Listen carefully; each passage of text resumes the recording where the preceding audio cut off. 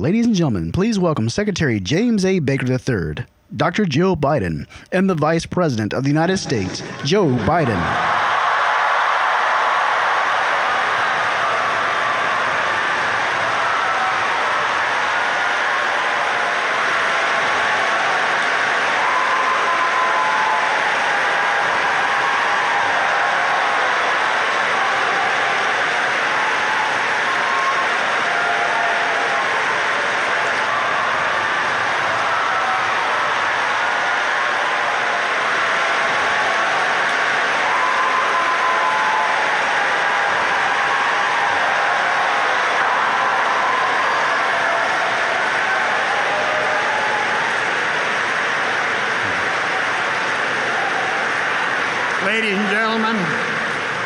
Ladies and gentlemen, I'm honored and delighted to welcome all of you to this very special occasion.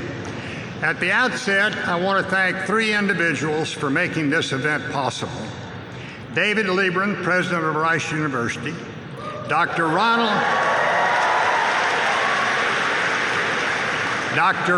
DePino, president of the University of Texas MD Anderson Cancer Center, and Ambassador Edward Dirigian, director of the Baker Institute. Now, our guests today are the Vice President of the United States and Dr. Jill Biden. Our subject today is the fight to eradicate cancer, and that, of course, could not be more urgent. Our venue here at Rice University, just a stone's throw away from the Texas Medical Center, could not be more apt.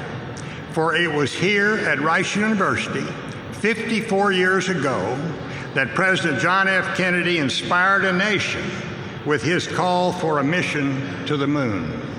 And it is here in Houston today that researchers and practitioners are leading the way in the prevention and treatment of cancer. The University of Texas MD Anderson Cancer Center is a key part of this effort, and Rice University is ideally positioned to work with the Texas Medical Center to develop research innovations and to recruit the best and brightest young minds into the field of cancer biology and medicine. I am also personally very proud that the Baker Institute Center for Health and Biosciences is collaborating with the world-renowned Anderson Center. Some of you might be interested in knowing that I have my own family connection with MD Anderson. Its original premises back in 1944 were my grandfather's old home on Baldwin Street here in Houston. Cancer, of course, has touched almost all of our lives. The Bidens have lost a loved one to it. So have I. So have others around this room, and millions more around the country and the world. I applaud President Obama's initiative to bring that same commitment to curing cancer that we did to reaching the moon. We Americans are famously a can-do nation, capable really of immense feats when we put our mind and energy to it. And so we can and we will beat cancer. I do not need to detail for you the Vice President's biography. Dr. Biden will introduce him to you in a moment. But let me just say one thing. He is, quite simply, one of the most distinguished public figures of our time. And President Obama's decision to put him in charge of the Cancer Moonshot initiative is a sure sign of the absolute confidence the President places in him. Ladies and gentlemen, I've known Vice President Biden for longer than either of us would like to admit. On matters of politics and policy, we usually find ourselves on opposite sides. And trust me, we both have the bruises to show for it. But we've always gotten along, and gotten along very, very well. Our relationship is founded on mutual respect. And that's because we've always seen eye to eye on the importance of putting the national interest first. I vividly recall what he told me when I was making the congressional rounds as President George H.W. Bush's Secretary of State designate following a very tough 1988 campaign. I want you to know, he said, that I'm ready to be enlisted in a bipartisan foreign policy approach. That sums up Joe Biden, a partisan ready to reach across the ideological divide, a politician ready to put the national interest first. In other words, ladies and gentlemen, a leader. And in this era of destructive political polarization and often vicious partisan rancor, we really need more like him. This isn't the first time the Vice President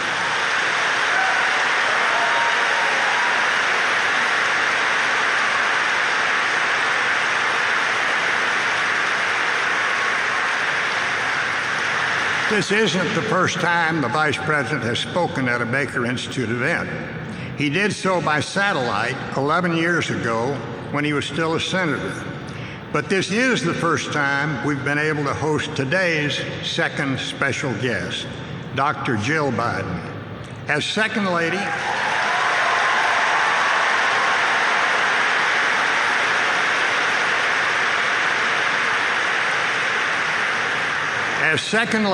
Dr. Biden, a lifelong educator, has focused on critical issues close to her heart, honoring military families, promoting community colleges, and raising awareness of breast cancer. The Vice President is very lucky to have her as a spouse, but we as a country are very fortunate to have her as our Second Lady. She is informed, she is engaged, and she is passionate, and I am honored to present her to you today. Dr. Biden.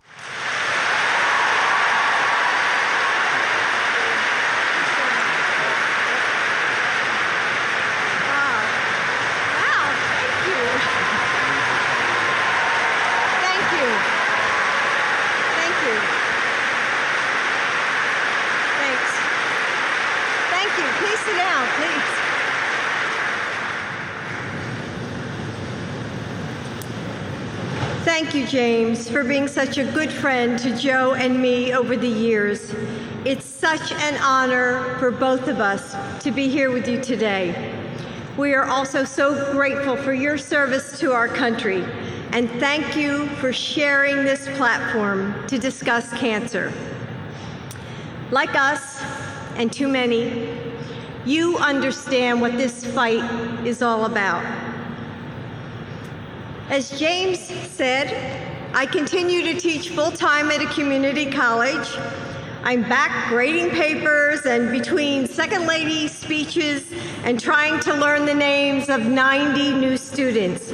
So especially to the educators, my colleagues, and the students that I see out here in the audience, I know how busy your schedules are, and I want to thank you for taking the time to join us today. Many of you are here because you know someone, a friend, a colleague, maybe a family member, who has been afflicted by this disease. Today, we are here to tell you that you don't have to be a doctor or a nurse or a researcher to make a difference. All of us have something to contribute, and that's what it's going to take. That's how we're going to win this fight. All of us working together, because only together can we seize this moment to defeat cancer. In October, when Joe announced he would not seek the nomination for the presidency, we had already decided to focus on another campaign. This fight. Joe called it our moonshot, the Cancer Moonshot, making the seemingly impossible possible. And I know he's not going to stop until he gets this done. He knew it would take a nationwide commitment, bringing together our best and brightest from all sectors with one goal in mind: to double the rate of progress toward curing cancers. 10 years of progress into 5. Well, The outpouring of support that we have seen has been quite simply amazing. This is personal. This is about the fighters and the survivors, the caretakers and the researchers, the philanthropists and the patient advocates. It's about the millions of Americans, their loved ones, and all of those around the world who are confronting cancer. In San Francisco, we met Laura Hadid. She told us, quote, "I am trial subject 985, but I am also a survivor, a mom, a wife, and a daughter. I hope we can take the luck out of the equation and give every new cancer patient a chance at a new drug and a new life." It's about hope, but ultimately it's about action, including new steps that Joe will talk about today. Action that allows patients to find clinical trials faster and easier. Action that puts the patient back in the control. Action that will speed the progress of clinical research. So it's my pleasure to introduce a man of action, the man President Obama put at mission control of this moonshot, my husband, our Vice President, Joe Biden. Thank you.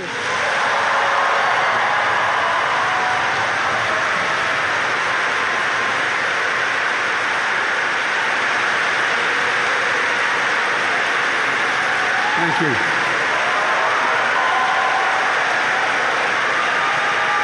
Thank you all very much. Please, thank you. Thank you very much. My name is Joe Biden. I am Jill Biden's husband. That's how I am appropriately known in Washington and around the world, and I am proud of it. Mr. President, thank you very, very much for the hospitality. The President was reminding me the last time we saw one another was back in the days when I was chairman of the Judiciary Committee and he was dean of Columbia Law School. He migrated south into a great, great university, and now I got to call him Mr. President, I tell you. Mr. Ambassador Dejarian, thank you, and Secretary Baker, thank you for hosting us here today. And thanks to MD Anderson, I think probably the greatest cancer research hospital in the world. And Jill and I spent a lot of time at MD Anderson. Time, quite frankly, we wish we never had to spend. But time that allowed us to get to know a group of absolutely incredible people. But before I move on, let me say a word about Jim Baker. He said that we're friends, and we are friends. No, I really mean it. He has more integrity in his little finger than a significant portion of the world leaders and members of Congress, and I've been there for 8 presidents. This is a man of enormous integrity.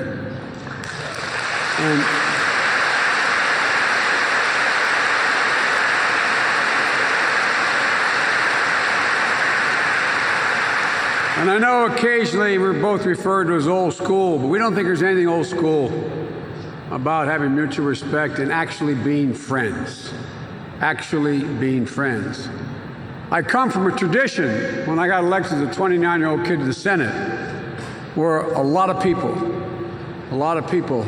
that I served with, I disagreed with. But I learned a lesson from a man you knew as well, Jim. I learned a lesson from Majority Leader Mike Mansfield, a man of enormous integrity. He once said to me, he said, "It's always appropriate, Joe, to question another man or woman's judgment. It's never appropriate to question their motive, particularly when you know what they're made of. The one thing we've never done is question each other's motive." And he worked for a man who I have an enormous, not only respect for, but love for, George H.W. Bush. This is a fine, fine, fine man. As we used to say in the Senate, if you excuse a point of personal privilege, I was down in Houston not too many months ago, and I got a call from President Bush from his office asking whether I could meet with him. I said, of course I can. So I immediately called him my schedule and said, whatever the schedule is, we're going to change it so I can meet with President Bush. So I called back and said, when do you want me, at your home or your office? He said, no, I want to come to see you. I said, no, Mr. President. He'd just gotten out of the hospital. He was in a wheelchair. He said, I want to come to you. I said, no, Mr. President, that's not appropriate. Let me come to you. He said, no, I want to see you. I don't want to distract you. I want to see you. I'll meet you in your hotel. So I met him in what they call the hold room. He was in a wheelchair. And I said, Mr. President, what can I do for you? Whatever you need, I'm here at your disposal. He said, no, Joe, I just came to welcome you to Houston. That was it. He didn't want a single thing. He wasn't asking me to consider anything. He just wanted to welcome me to Houston. You know, that's the stuff that our system used to be made of, and will be again. You know, I also had an incredible opportunity that, again, I wish I'd never had, Jill and I, of getting to meet some extraordinary people at MD Anderson. A man who's become part of our family, who was our son's neurological oncologist, Dr. Al Young, who I spoke to yesterday. He's down in Australia putting together a program. It's called Dealing with Glioblastoma. He's one of my closest friends in life now. And one of the greatest neurosurgeons in the world, and it's not hyperbole, one of the greatest neurosurgeons in the world, Dr. Sawaya, who took care of my son, Bo. And with us here, and I just had a chance to have lunch with as well, is a man who runs and pilots that great cancer hospital, Dr. DePino. And it's good to see you, Doctor, and thank you for all you did for our Bo, and thank you what you did for my family over that year period. And it would be inappropriate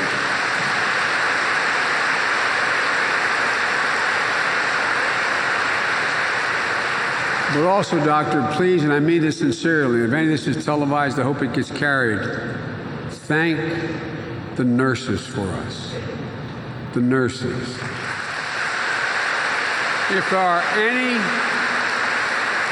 there are any angels in heaven, they're all nurses, male and female.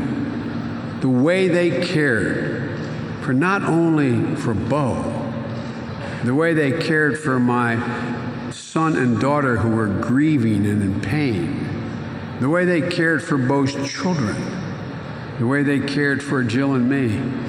Some of them actually flew all the way up to Wilmington, Delaware, waited 5 hours in line. 5 hours. Because there were thousands upon thousands of people of Bo's viewing, just to pay their respects. We can never repay them. And what they did most of all, and any of you who have been through serious illness know, they gave us hope. They gave us hope. And let me tell you, as many of you know better than I, it matters. It matters. And Mr. Secretary, as I said, it's an honor. It's an honor to be with you. You know, perhaps we can bring back some of what we used to experience back to Washington. I really mean it's going to come back. It has to. We have to change the swing of this pendulum in both parties. In both parties. For the sake of the country. And, but Jim, I can tell you there still is one bipartisan consensus in Washington. And I mean this sincerely, the only one. It's the moonshot. As many leading Republicans are enthusiastically supporting this effort, as are Democrats. It's the only subject. I get credit for getting it all along with an awful lot of folks in the House and the Senate. I have great respect and reverence for the place. But it's not because of me. It's because, as Jill said, everybody's been touched in some way. Profoundly like you and me and others here, but everybody's been touched in some way. And it didn't surprise me, Jim, when we first brought Bo to MD, the enormous respect, because they knew I was vice president. First question I get asked, or almost first question, do you know the secretary? Do you know he's the guy that, and they used to use the phrase, founded this place. You've told me the story that it was your dad gave it to Rice, MD used it, and then sold it to them. But I just want you to know, over there, they give your dad credit and you credit for the whole deal. You and your family, Jim, have done so much for this incredible institution. It's not hyperbole to suggest that Rice University is truly one of the great universities in the world. You know the greatest advantage we have? No, it really is.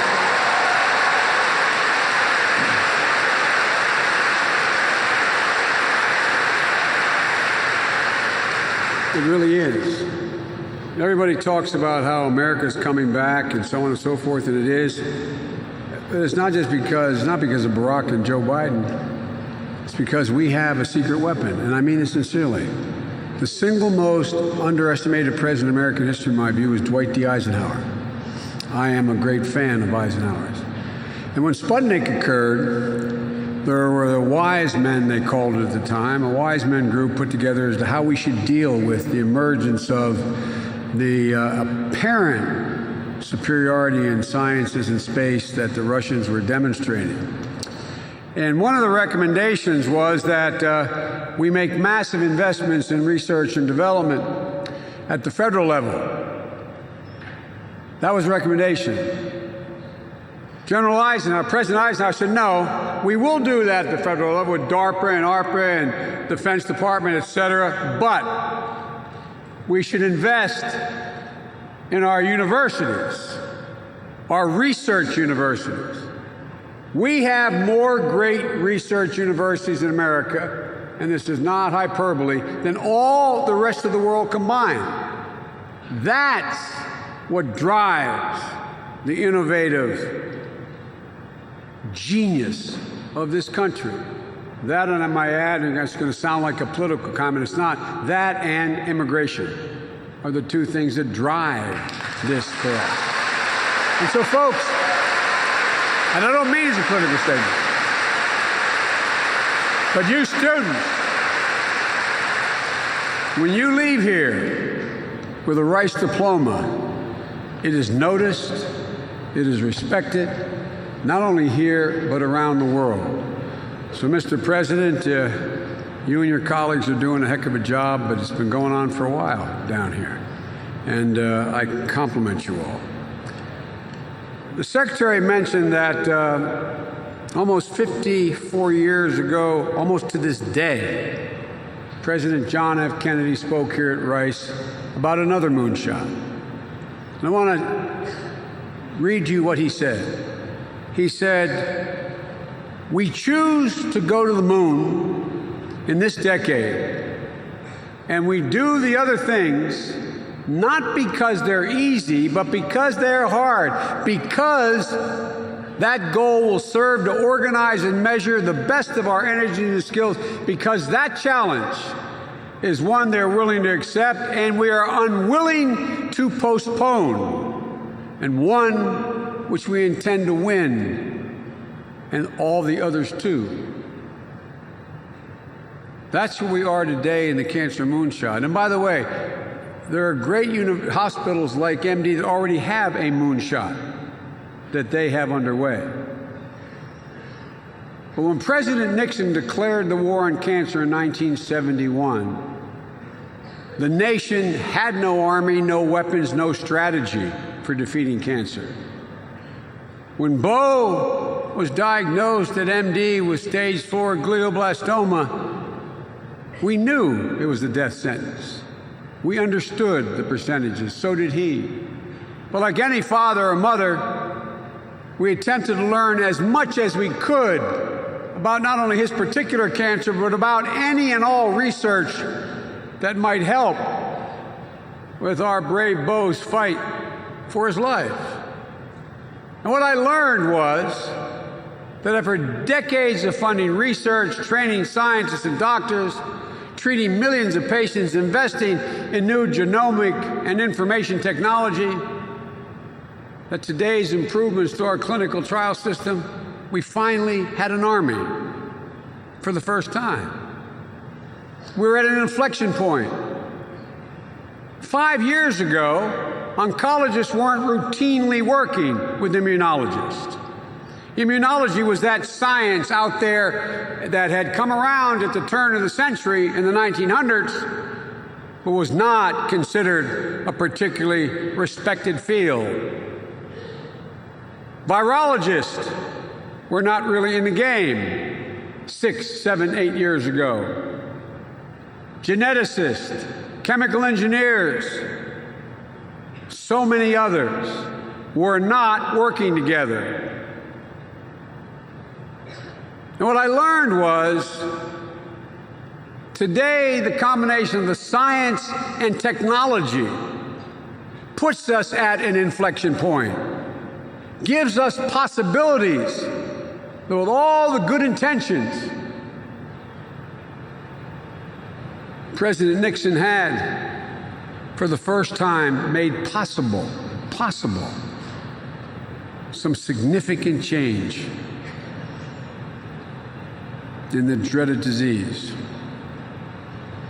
Today, we recognize that the aggregating of shared data of millions of patients, genomics, family histories, lifestyles, treatment outcomes,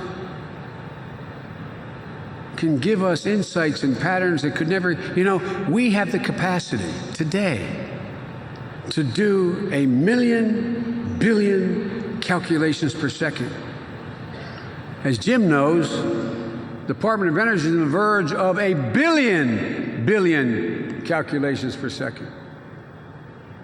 We'll be able to do, Doctor, what you and the brightest people in all the world could take 2 decades to have to do in a matter of seconds by recognizing patterns. Why does one drug work on your cancer? You have the same cancer, it doesn't work on you, and it partially works on you. Why?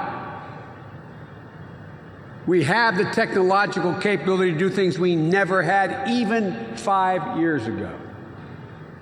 Because of these technological advances in analyzing cancer genomes and other genes in the body, we're closer than ever to understanding what is the holy grail, the cause of cancer. What keeps one cell turned on and another turned off? In a sense, it's pretty basic stuff. If you think about it, if you're trying to explain to your child what cancer is. We found out. I didn't know until my beau was stricken. There are over 208 distinct forms of cancer. The difference between going to the moon, there's one moon. No, I really mean this. It is more complicated what we are doing today. Over 200 distinct cancers, most of which are not susceptible to the same drugs or treatment or immunotherapy. A few years ago, it took more than a decade and $2.7 billion to sequence the first human genome. Now it takes less than a day, and it costs under $1,000. The cost is being driven down exponentially. New technologies, new therapies, new immunology that can target cancer cells, do less damage to healthy cells, transform the many kinds of cancer we have into chronic or manageable diseases, where 10 years ago they were an absolute death sentence. Folks, we have the weapons, but We need more coordination. We have to change a number of things to take advantage of where we are. This doesn't always make me popular with the docs.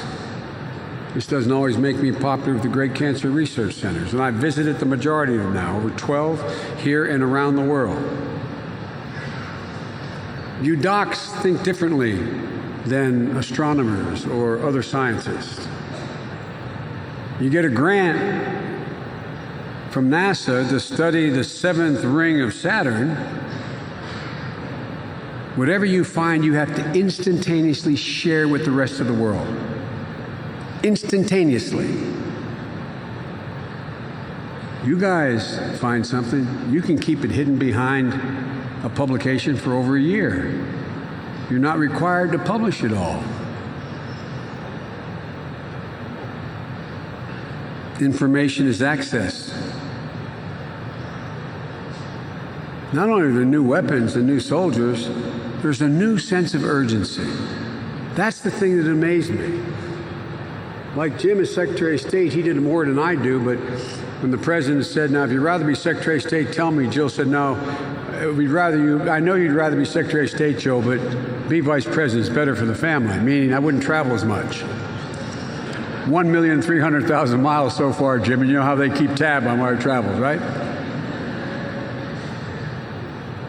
But there is a sense of urgency. It's around the world. I don't know how I can't, it's impossible to exaggerate how much has changed in the last 5 years, not because of me or anything. So President Kennedy's words are still ringing in my ear. We are unwilling to postpone. We are unwilling to postpone for a minute, a day, a week, a month.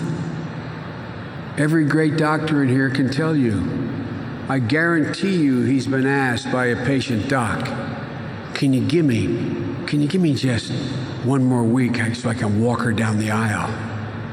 Doc, my first grandbaby's coming. I need 3 months, Doc. Just give me 3 months.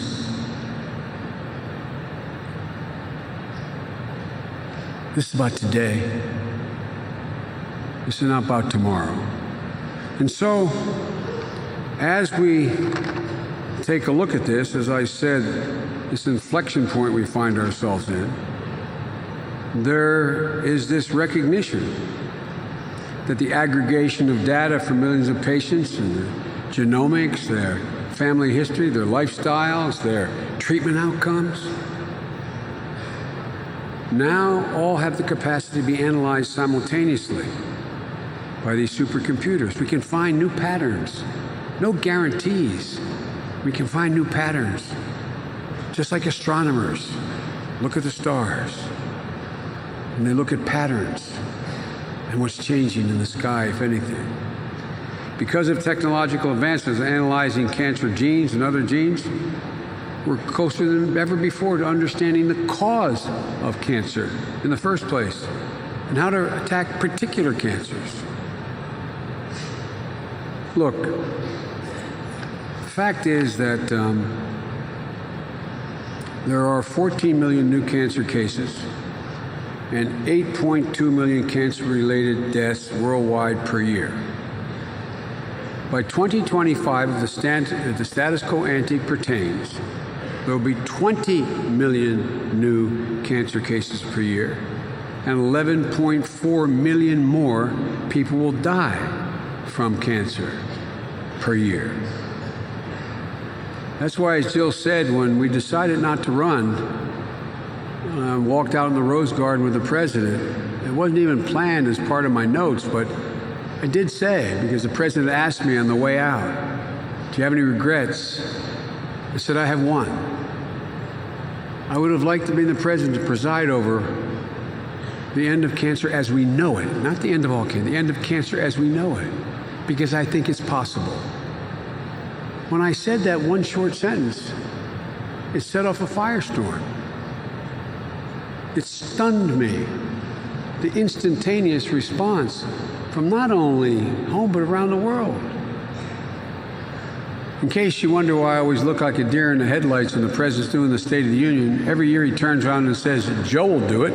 He points to something, you know? He didn't tell me he was going to say, Joe will run this moonshot. He didn't tell me he was going to give me authority over every federal agency that has anything to do with cancer. The great part, Jim, of working with this guy is he gives me authority and that's it. I don't have to check back in, for real. For real. Every doctor and I went, oh my God, Biden's now in charge. But look,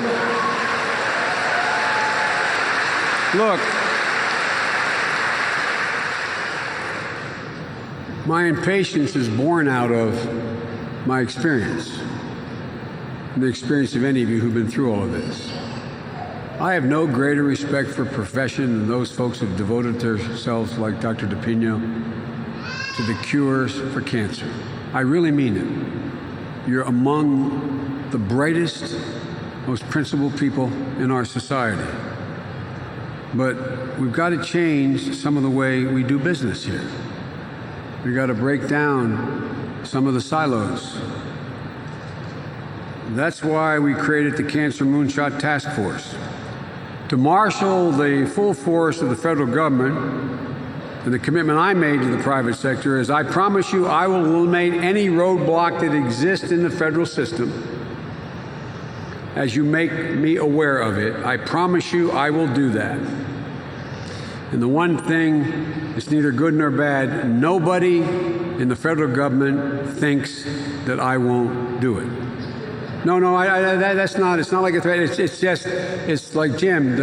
I mean, he had to run the most complicated and stilted department in all of the government, with the brightest people in the government, the State Department. The bureaucracy is necessary, but sometimes it has calluses. And we are committed to do whatever is needed to streamline the federal end of this. And we know this is not a federal solution.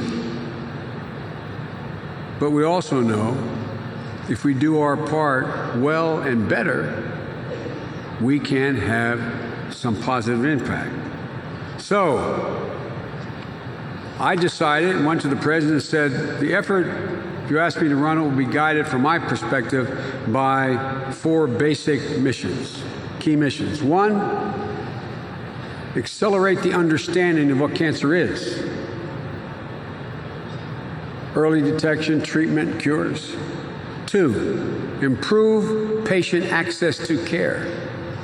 3, identify regulatory barriers that exist at the federal level that stand in the way of improving research and care.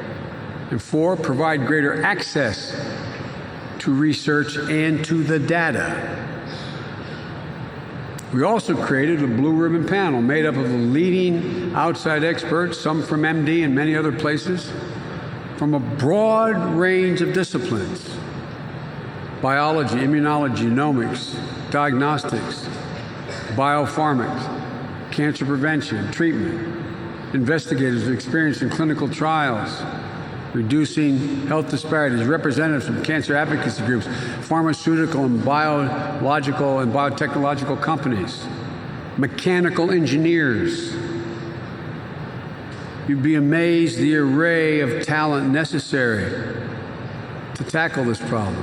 And out of all of this, a few top issues from this blue ribbon panel have emerged that must be dealt with to meet our goal, in our opinion.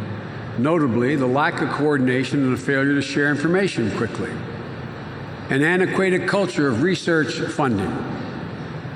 You can be one of the brightest 29-year-old, 30-year-old students unless you're associated with someone who is already incredibly well known, part of a laboratory that's already established. You will not get funded. And it will take you years to get funded. The greater need to bring new prevention strategies and diagnostics to and for patients. The need to reduce unnecessary regulatory burdens to accelerate getting treatment to patients. For example, until recently, the docs at MD knew that sometimes taking 2 immunotherapies, 2 drugs from 2 different companies. In combination may achieve a totally different result. But it took a long, long, long time. The FDA and other outfits weren't particularly helpful. Not now. Not now. As a result, the Cancer Moonshot Task Force and my office are working to break down these silos and cancer research along the entire treatment ecosystem. Earlier this year, we hosted a Cancer Moonshot at Howard University in Washington, D.C.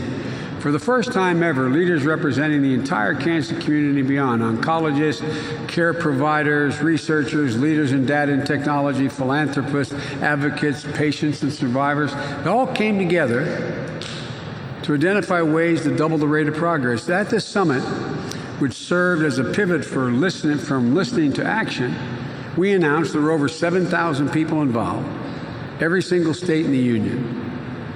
There was a consensus around 38 new actions and collaborations we announced just a month ago. There's so much more to come.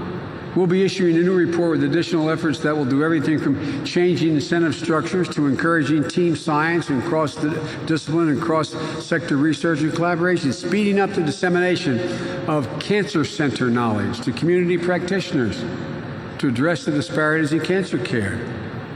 If you're lucky enough to be able to have access to Anderson, your chances are exponentially better.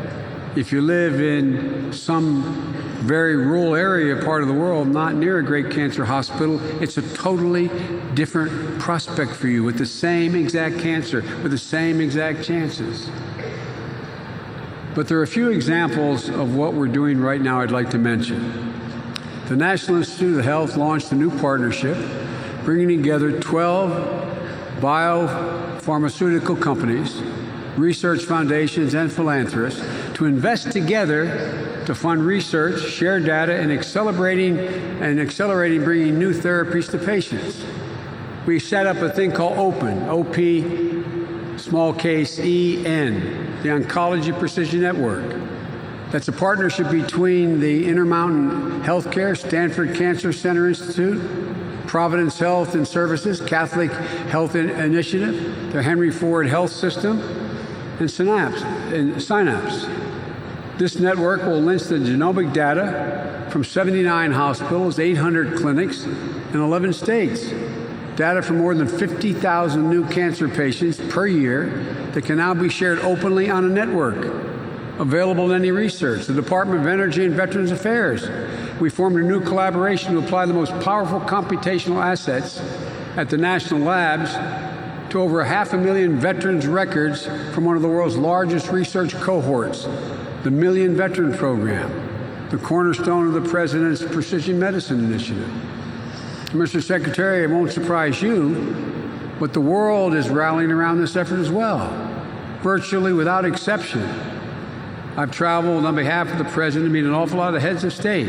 Every single meeting since the moonshot has been announced, I've been asked by the head at UAE, Israel, Japan, China, can we work with you?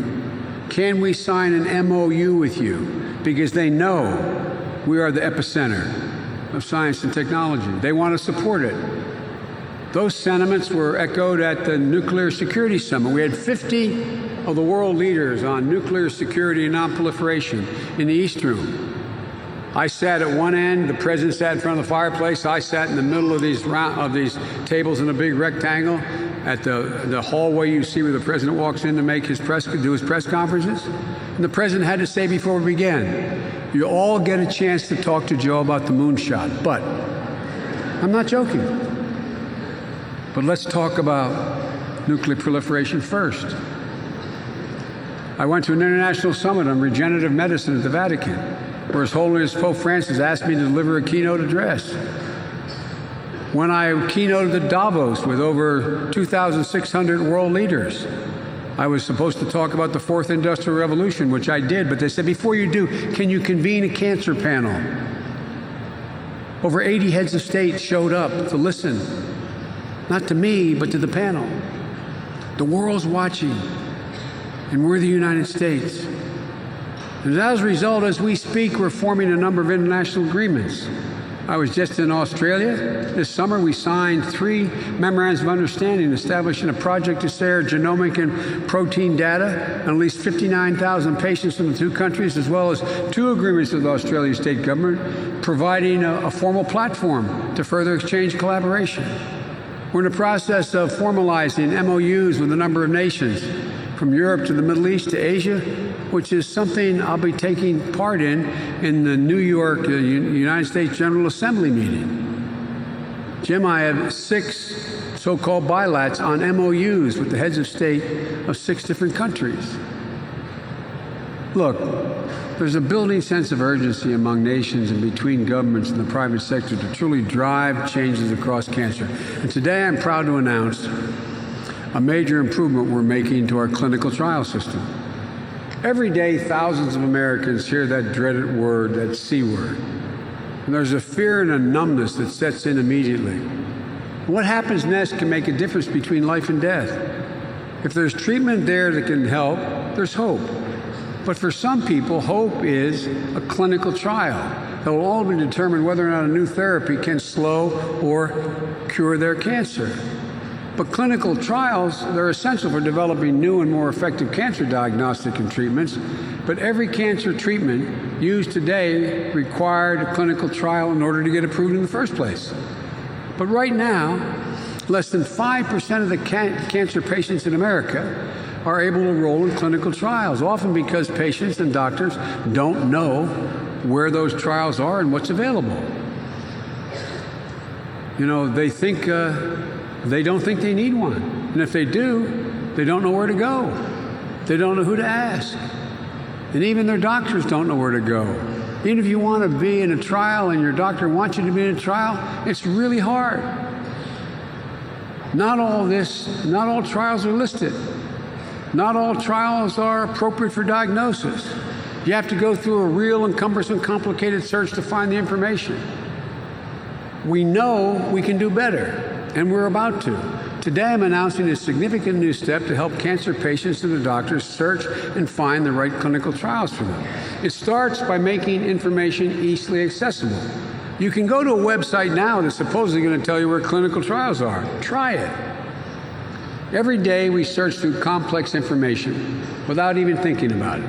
We book airline tickets, rental cars, hotels, rooms. We buy tickets for movies and concerts in a matter of minutes online. With that in mind, we ask our country's Presidential Innovation Fellows. The president had a great idea, Jim. He brought in some of the leading minds from Silicon Valley and said, come into the White House. We can't pay you much, but work here to help us modernize and bring into the digital age government and much else. These are some of the brightest technology minds in the world. And we asked them to partner with the National Cancer Institute to design a new patient-friendly search system for clinical trials that would be easy to use, as the travel site is. The result is trials.cancer.gov. It contains detailed information on the thousands of cancer trials going on. You only have to type in real words. You can type in breast cancer, leukemia, which you can't do today. Type in your zip, your age, and you'll find a list of all the clinical trials that could be right for you or your loved one. As part of today's announcement, the National Institute of Health is committing to mobilize this database of 200,000 clinical trials for all sorts of diseases across 50 states and 192 countries. We're making information readable and easy to access so patients, regardless of their disease, can find clinical trial research. But that's not all we're doing.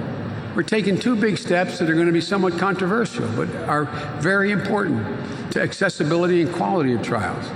First, right now, only certain clinical trials with FDA-approved drugs, already approved, are required to be reported to the government so we can list them. So if you're a patient in a clinical trial with an experimental drug, but it fails, or you've had bad side effects, or it succeeds and you get better, that information is not recorded with the government or shared with other researchers, unless it's published in a journal, which usually takes more than a year to occur. In my humble opinion, it doesn't make any sense. We risk duplicating failed trials and patients not knowing about the successful ones. And we lose time. So we're changing that with the steps we're taking today through the National Institute of Health and the Food and Drug Administration.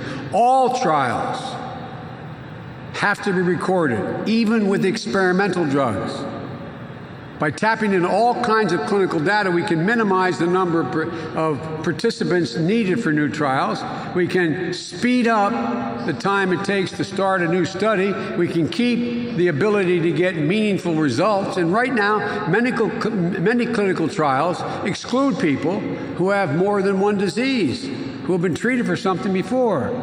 But that doesn't represent most of the people who get cancer in our population. Think about it. If you're born with asthma, and you've taken medicine your whole life for asthma, and then you're diagnosed with breast cancer in your 40s, you don't qualify for a trial.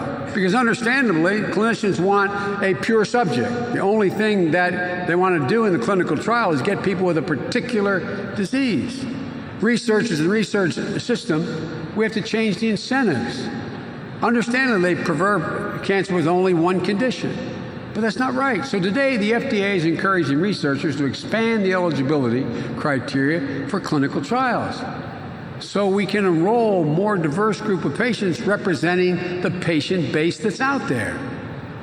We know, and we made it clear we won't hold it against researchers and drug companies if the people with more than one disease do worse than others in the study. But we want information. We need it now. And finally, we're taking a big step to honor the obligation we have to patients who enroll in clinical trials. If you enroll in a clinical trial for yourself, it's also for the greater good. Right now, there's a rule in the books that requires researchers and drug companies to actually report the findings of their trials, whether they were successful or a failure.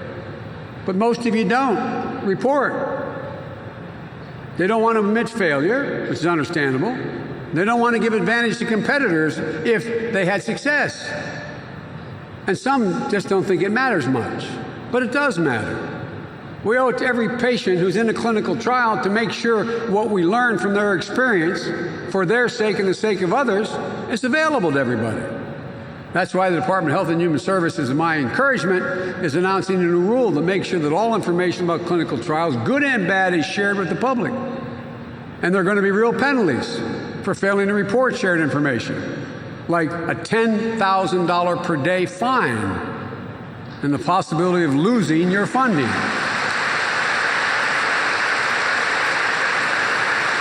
This is not meant to be punitive. It's meant to prod the behavior that is already on the books required. Folks, more access to data means more research to make new discoveries faster.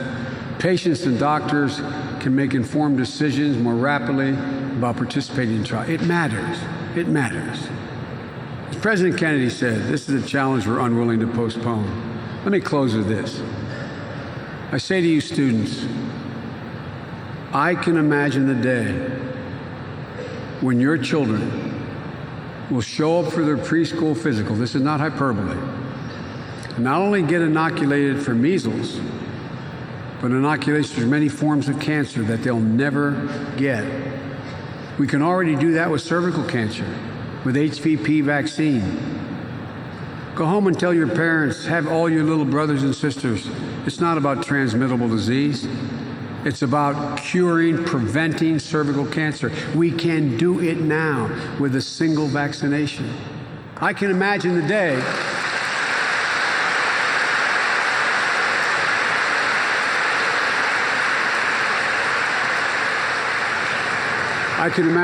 it's not a pipe dream when the most vicious cancers are turned into chronic conditions.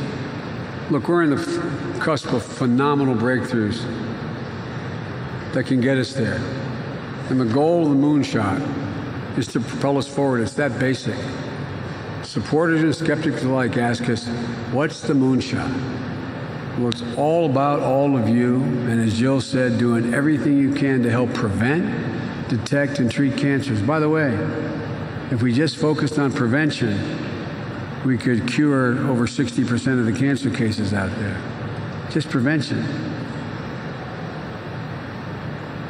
It's everyone who spends sleepless nights and weekends in their laboratories looking for the next breakthrough. It's the patient who's being treated for their cancer, hoping they can return to their lives and their families.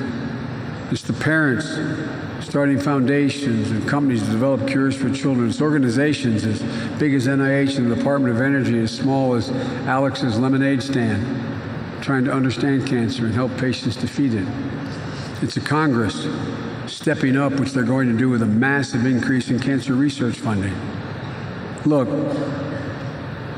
we're carrying the hopes and dreams of millions of people all around the world who are praying that we succeed.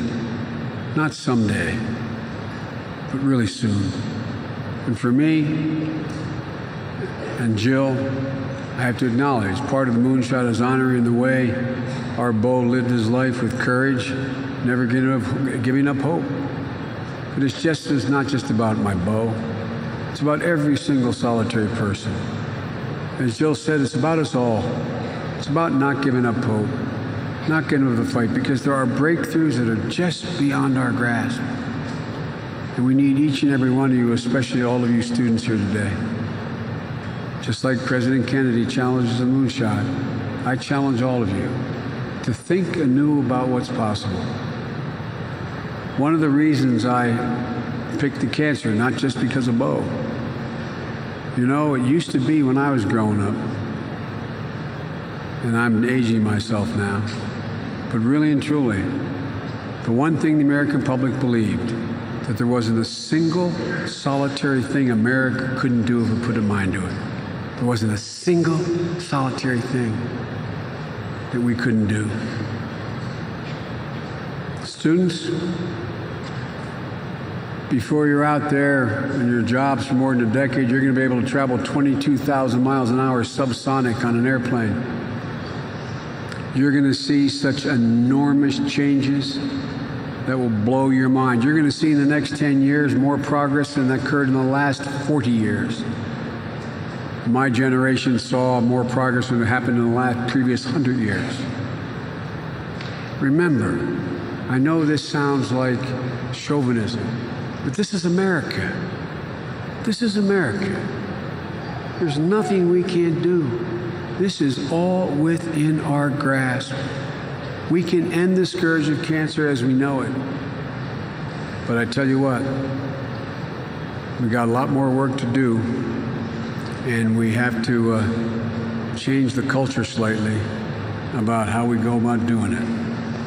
But the bad news for y'all is if my candidate wins, I'm going to still be doing this for her for the next 4 years, so I'm not going anywhere.